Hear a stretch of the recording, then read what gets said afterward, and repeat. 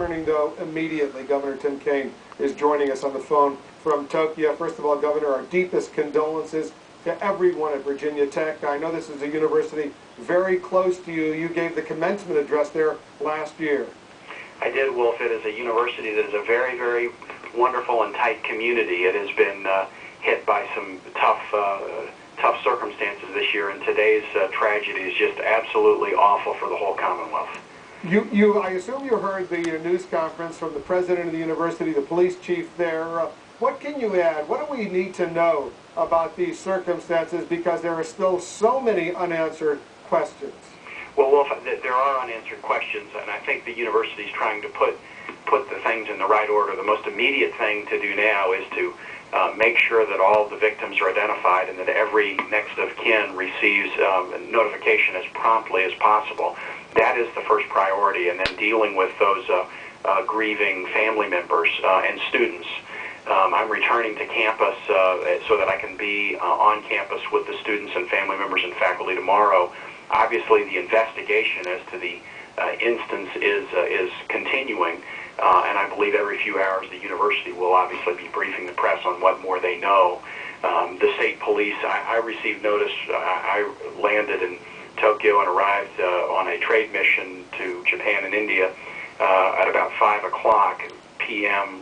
Now last night, and then was called shortly after midnight about this instance, and am returning home within the next couple of hours. What was your immediate reaction, Governor, when they told you? Because initially we were told maybe one person was killed, but then the numbers exploded. The latest numbers now released by the university, 33 people, including the gunman, dead. Well, when I was told, I mean, my heart went out to the community, as your viewers know from your coverage today. The first day of school last fall, there was a very tragic incident dealing with an escapee from a local jail who shot a deputy sheriff and a security guard at a local hospital. I went down and attended both of those memorial services and dealt with the university community, and it was a very, very tragic thing. Some of the incidents around the shooting happened on the Virginia Tech campus, and this community has been through a lot. So my first thought when I was called last night and given this news was just feeling very badly for the Virginia Tech community. It is a tight community with a great deal of spirit. They've been through a difficult time this year already, and that was the first thing that came to my mind. There's no confirmation, no identification of the shooter. Have you been told anything in general terms, what he was doing, what he was trying to achieve, if there was a motive? Well, no, I do not have any more information than that. I've spoken with the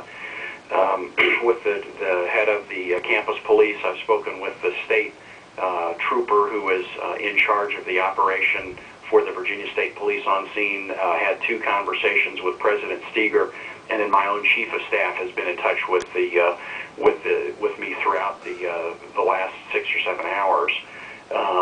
And so, but in terms of the identification of the shooter, I do not have any more information that I can share right now. The President of the United States, President Bush, spoke out just a little bit, a while ago, about an hour and a half or so ago. Has he been in touch with you? Is he making federal resources available for this investigation?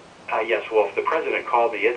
It's now 6 a.m. Tokyo time, and I was notified shortly after midnight. The President called me probably somewhere between 3 or 4 a.m., and we talked about this.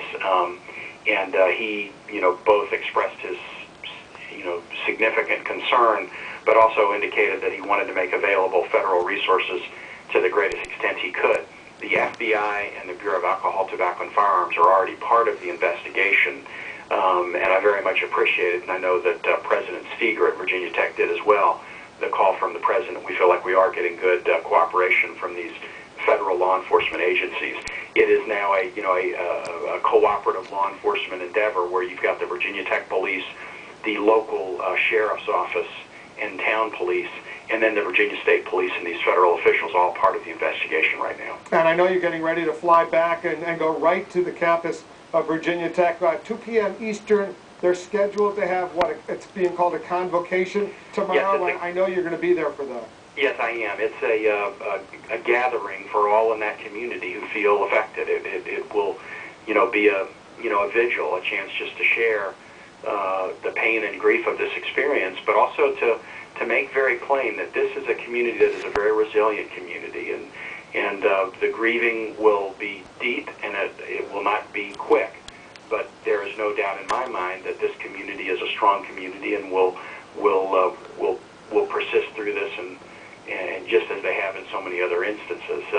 But yes, we were here for this mission, and part of the mission in India included some work with Virginia Tech. Virginia Tech offers some degree programs in India, and they were part of the Indian segment of this delegation. But it is very important that I be back on campus, and so within a couple hours, my wife and I are going to be getting on a plane to head back. Governor, have a safe flight back. We'll speak to you tomorrow. An awful, awful situation happening on the campus of Virginia Tech.